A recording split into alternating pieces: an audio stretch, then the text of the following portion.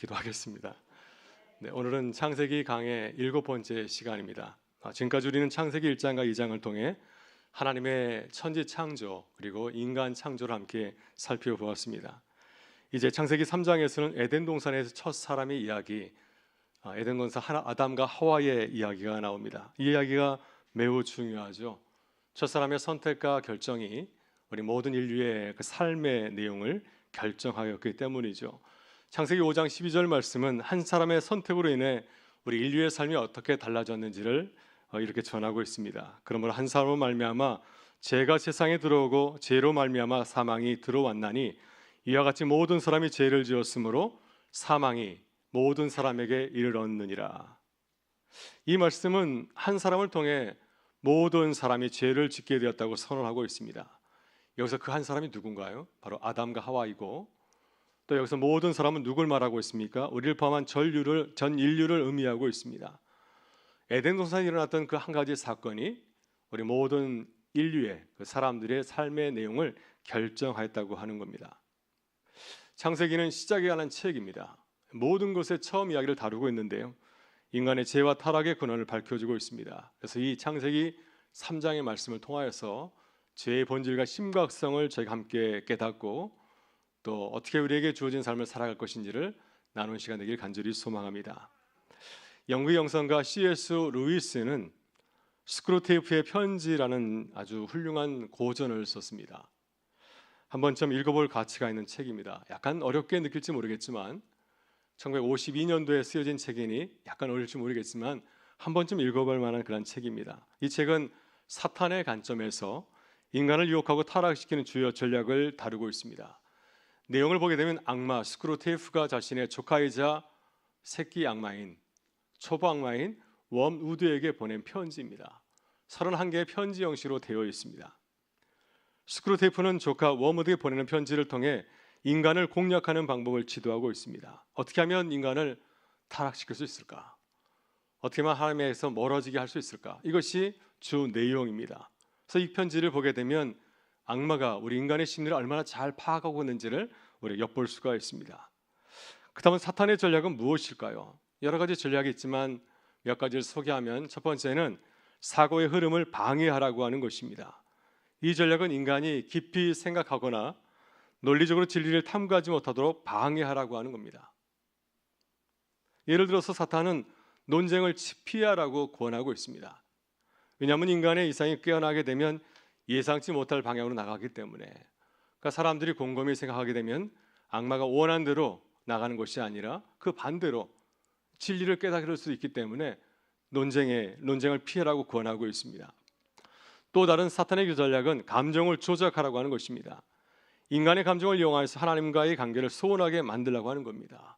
그래서 분노와 짜증, 또 오해를 부추겨서 사랑과 용서를 실천하지 못하도록 방해하라는 것입니다.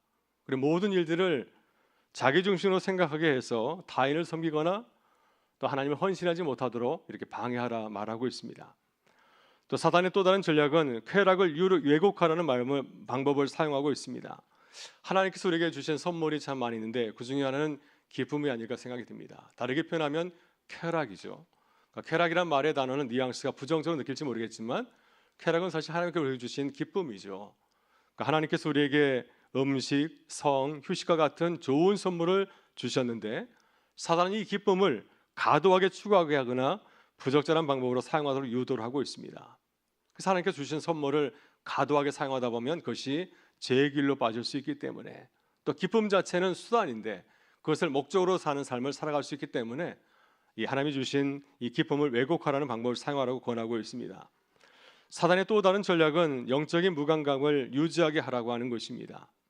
그래서 이 사단은 인간이 하나님과 깊이 연결되는 이 기도나 경건한 삶을 살지 못하도록 방해하라고 합니다. 그래서 스크루테이프는 자신의 그 조카인 웜우드에게 어떻게 말하냐면은 진정한 기도를 떠올리지 못하게 하라. 사탄이 할 수 있는 최고의 일은 인간의 머릿속을 공허하게 만드는 것이라고 하는 겁니다. 그래서 아무것도 생각하지 아니하가. 그래서 영적인 것을 추구하지 못하도록 계속해서 이 사소한 일을 던져주어서 깊고 또 의미 있는 일을 추구하지 못하도록 방해하라고 권하고 있습니다.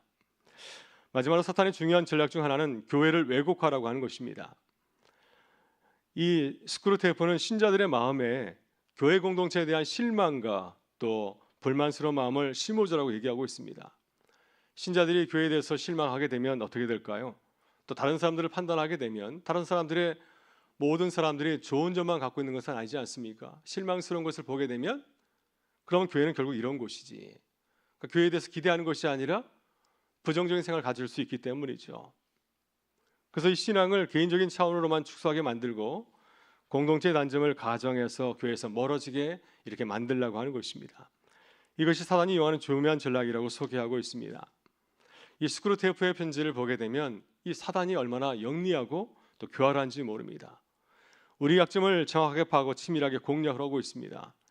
그렇게 해서 우리를 서서히 무너뜨리고 하나님과의 관계를 점점 멀어지도록 유도를 하고 있습니다. 그래서 우리는 늘 영적인 분별력과 판단력을 가지고 있어야 됩니다. 그렇게 해야 사단의 전략에 속하지 아니하고 우리도 이 첫사람 아담과 하와처럼 죄에 빠져들지 않을 수 있기 때문이죠. 여러분, 창세기 3장은 스크루테이프의 편지에서 말하는 이 사단의 유혹이 실제적으로 어떻게 이루어지는지를 구체적으로 이렇게 보여주고 있습니다. 사탄이 어떻게 인간을 유혹하고 넘어뜨린지를 마치 드라마처럼 생생하게 묘사하고 있습니다. 그리고 사탄이 얼마나 사람의 그 본성, 사람의 심리를 잘 이해하고 있는지를 우리에게 잘 보여줍니다. 그래서 우리는 이 이야기를 통해서, 이 말씀을 통해서 사단의 유혹과 전략을 잘 분별하고 또 그것을 반면교사로 삼아 살아가게 될 때 첫사람 아담과 하와 같은 그런 실수를 범하지 않을 줄 믿습니다. 먼저 사탄은 어떤 존재인가요? 오늘 보면 1절을 보게 되면 사단을 이 뱀으로 소개하고 있습니다. 우리 1절 말씀을 같이 다시 한번 읽어보겠습니다. 그런데 뱀은 여호와 하나님이 지으신 들짐승 중에 가장 간교하니라. 뱀이 여자에게 물어 이르되 하나님이 참으로 너에게 동산 모든 나무의 열매를 먹지 말라 하시더냐. 아멘. 네, 뱀은 하나님께서 지으신 피조물 가운데 하나이고, 그렇지만 들짐승, 그럼에도 불구하고 들짐승 가운데 가장 교활한 동물로 소개를 하고 있습니다. 흥미로운 점은 창세기 3장에서 이 뱀이 말을 할 줄 안다고 하는 사실입니다. 사실 들짐승 가운데서 말하는 동물이 있나요? 물론 구간주가 앵무새가 말을 이렇게 모방하기도 하지만 대부분의 동물들은 말을 하지는 못합니다. 그렇지만 본문에서 이 뱀은 아담과 하와에서 다가와서 말을 걸 정도로 대화가 가능한 그런 존재로 등장을 하고 있습니다. 오늘 본문에서 뱀은 구체적으로 누구인지가 분명히 나타나 있지 않지만, 그러나 에스겔 28장을 보게 되면 에덴 동산에서 아담과 하와에게 찾아왔던 뱀의 정체가 무엇인지를 말해주고 있습니다. 에스겔 28장 13절부터 15절의 말씀 좀 긴데 같이 한번 읽어보도록 하겠습니다. 읽어보겠습니다. 내가 옛적에, 다시 나와주세요. 에스겔 28장 13절부터 15절 말씀, 제가 천천히 한번 읽어보겠습니다. 내가 옛적에 하나님의 동산 에단에 있어서 각장 보석, 홍보석과 황보석과 금강석과 항옥과 홍만호와 창옥과 청보석과 람보석과 홍옥과 황금으로 단장하였으며 내가 지음을 받던 날에 너를 위하여 소과 비파가 준비되었도다. 너는 기름 부음을 받고 지키는 그룹이며 내가 너를 세우매 내가 하나님의 성산에 있어서 불타는 돌들 사이에 왕래하였도다. 내가 지음을 받던 날로부터 내 모든 길에 완전하더니 마침내 내게서 불의가 드러났도다. 이 말씀을 보게 되면 에덴 동산 아담과 하와에게 찾아왔던 뱀의 정체가 무엇인지를 분명히 말해주고 있습니다. 에스겔의 말씀에 따르면 뱀은 단순한 들짐승이 결코 아닙니다. 그는 본래 기름 부음을 받고 그리고 하나님을 보좌하며 또한 피조 모든 세계를 지키던 그룹이었습니다. 천사였습니다. 하나님께서 지으신 피조물로 모든 면에서 온전한 그러한 존재였습니다. 그러나 점차 그가 하나님을 떠나서 불의가 드러나게 되었고, 그래서 결국 하나님께서 그를 하나님의 동산에서 쫓아내었다 말씀하고 있습니다. 에스겔 28장 16절 말씀 이렇게 증거하고 있습니다. 내 무역이 많으어 내 가운데 강포가 가득하여 내가 범죄하였도다. 너 지키는 그룹아, 그러므로 내가 너를 더럽게 여겨 하나님의 산에서 쫓아냈고 불타는 돌들 사이에서 멸하였도다. 그래서 마지막 부분에 보면 분명히 말씀하고 있습니다. 하나님의 산에서 쫓아내었다 말씀하고 있습니다. 따라서 에덴 동산에서 등장한 이 뱀은 사실 첫사람 아담과 하와를 유혹하기 위해서 등장한 이 사단이었습니다. 우리 이 사실을 잘 알고 있어야 됩니다. 사단은 진짜 자신의 모습을 숨기고 우리를 유혹하기 위해서 가장 효과적인 모습으로 나타나고 있습니다. 바울 사도도 이 사실을 증거하고 있는데요. 고린도서 11장 4절 14절을 보게 되면 바울이 이렇게 말하고 있습니다. 사단도 자기를 강명한 천사로 가장한다고 경고하고 있습니다. 그러니까 사단이 우리가 알 수 있는 이 사단의 모습으로 나타나서 우리에게 등장하는 것이 아니라 천사의 모습으로 우리가 전혀 알 수 없는 천사와 같은 모습으로 나타나서 우리를 유혹하고 우리를 시험한다고 하는 겁니다. 여러분, 그렇다면 이 뱀이 첫사람 아와에게 찾아와서 어떻게 그녀를 유혹하였습니까? 뱀의 첫 번째 대화를 들어보면 사단의 전략을 엿볼 수 있는데 1절 후반부에서 뱀은 이렇게 말하고 있습니다. 하나님이 참으로 너희에게 동산 모든 나무의 열매를 먹지 말라 하시더냐. 여러분, 뱀은 어떤 것을 가지고 질문을 던졌습니까? 아담과 잘 알고 있는 하나님 말씀을 가지고서 질문을 던지고 있습니다. 하지만 이 뱀은 하나님 말씀을 정확하게 전달한 것이 아니라 교묘하게 그核심을 왜곡하고 있습니다.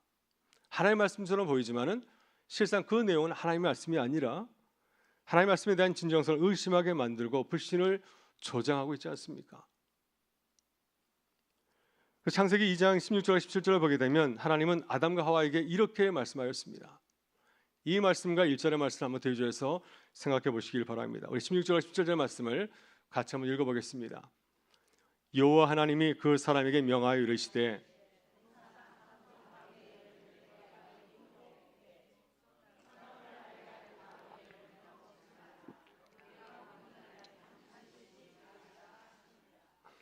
네, 하나님께서 말씀하신 것은 선악을 알게 하는 나무는 먹지 말라. 내가 먹는 날에는 반드시 죽으리라. 이것이 하나님께서 아담과 하와에게 주셨던 말씀입니다.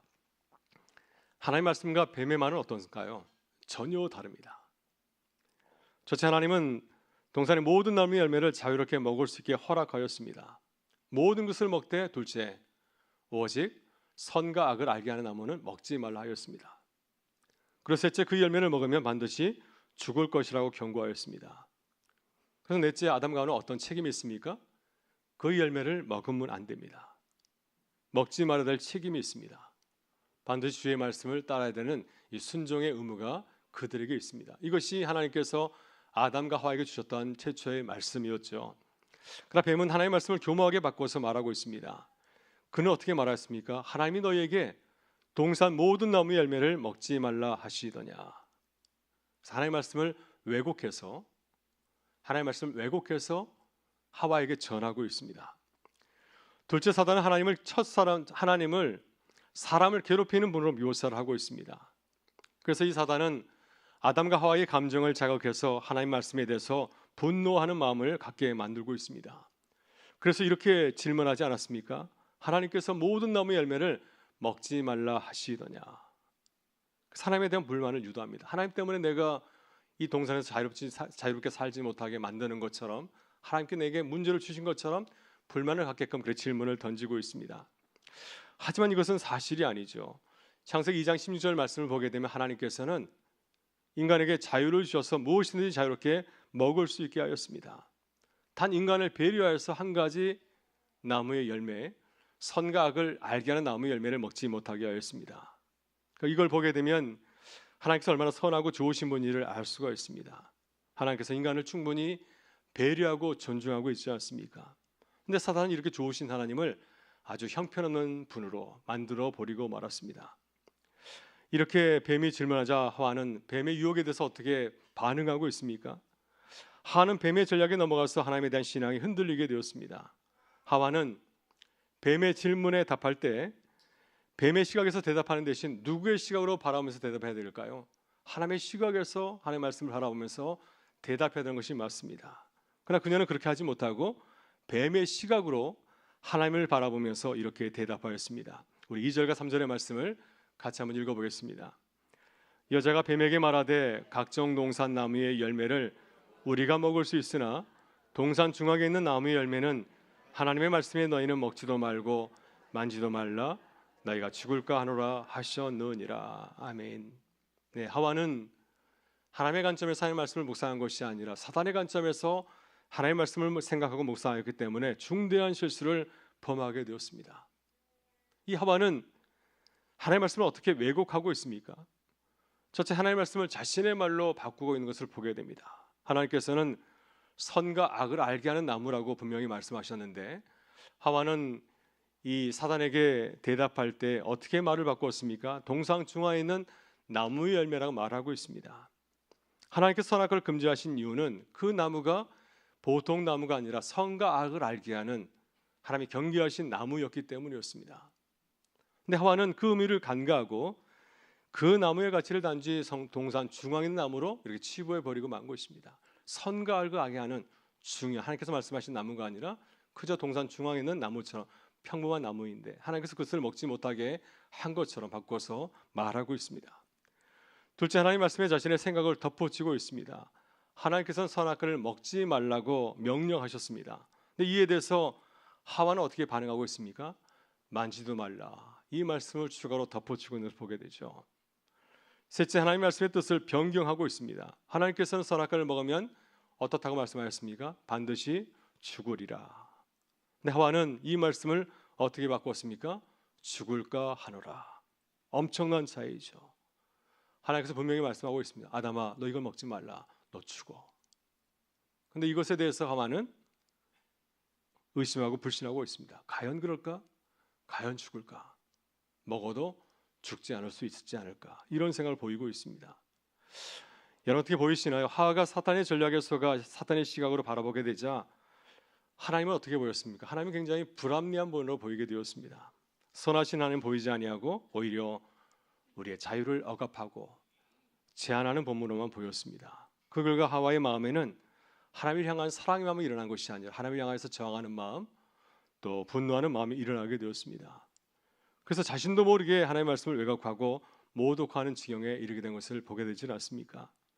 그래서 우리는 항상 우리의 생각을 늘 점검해야 됩니다.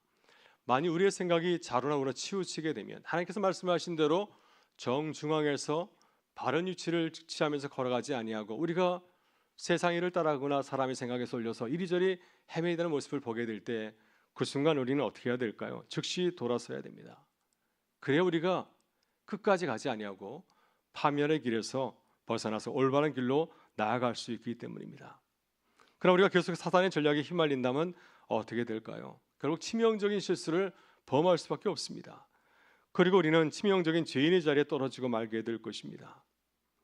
여러분, 사탄은 들짐승인 뱀의 모습으로 가장하고 있지만 성경은 그를 어떤 존재로 말하고 있습니까? 가장 강교한 자라고 경고하고 있습니다.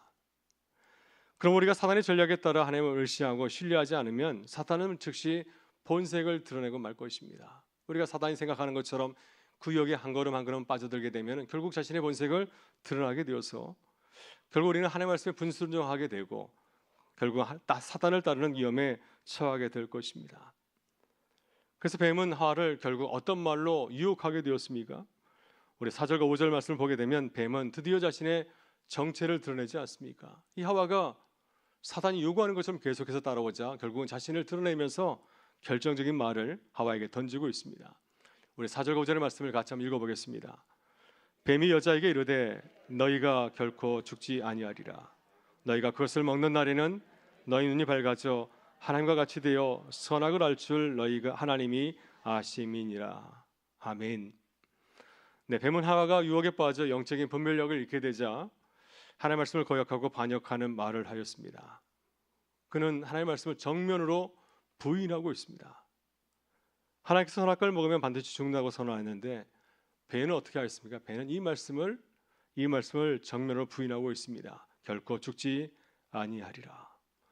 더 나아가서 뱀은 아주 충격적인 거짓말을 하고 있습니다. 선악과를 먹으면 죽는 것이 아니라 우리의 눈이 밝아져서 선과 악을 알게 될 것이고 결국에는 하나님처럼 될 것이라고 속이고 있습니다. 또 하나님께서 이 중요한 사실을 숨기고 있다고 우리에게 알려주지 않았다고 거짓말하고 있습니다. 말도 되지 않는 거짓말이지만 하와는 이 거짓말에 그만 속아 넘어가고 말지 않았습니까? 여러분, 이단이나 사이비 단체에 속는 사람들도 마찬가지이죠. 이단에 빠진 사람들이 지능이 부족한 사람들일까요? 생각이 부족한 사람들이겠습니까? 그들 중에는 명문대를 졸업한 엘리트도 참 많이 있습니다. 그러나 그들이 이단과 사이비에 빠진 이유는 아담과 하와처럼 사단의 유혹에 빠져서 영적인 분별력과 판단력을 잃어버렸기 때문입니다. 진리가 무엇인지, 옳음이 무엇인지를 그걸 판단할 수 있는 능력을 잃어버렸기 때문에 그저 그들을 따라가는 것이 아니겠습니까? 이런 첫사람 하와가 뱀의 유혹에 넘어갔을 때 어떤 일이 벌어지게 되었을까요? 하와는 결국 하나님이 금지하신 이 선악과를 따먹고 말았습니다. 하나님을 떠나서 죄를 사랑하고 범죄하는 존재로 전락하고 말았습니다. 여러분, 성경은 6절에서 이렇게 증거하고 있는데 우리 6절 말씀을 같이 보겠습니다. 여자가 그 나무를 본즉 먹음직도 하고 보암직도 하고 지혜롭게 할 만큼 탐스럽기도 한 나무인지라. 여자가 그 열매를 따먹고 자기와 함께 있는 남편에게도 주매 그도 먹은지라. 아멘. 네, 하와가 뱀의 유혹에 넘어가게 되었을 때 선악과는 이전과 달리 보였습니다. 하나님께서는 선악과를 먹으면 반드시 죽는다 말씀하셨지만 하와의 눈에는 그렇게 보이지 않았습니다. 먹을 만하게 보였습니다. 그래서 결국은 하나님이 경계하신, 금지하신 그 선을 넘어서 선악과를 따먹게 되었습니다. 뿐만 아니라 자신만 따먹은 것이 아니라 자신과 함께 있었던 남편 아담에게도 그 열매를 주어서 먹게 하였습니다.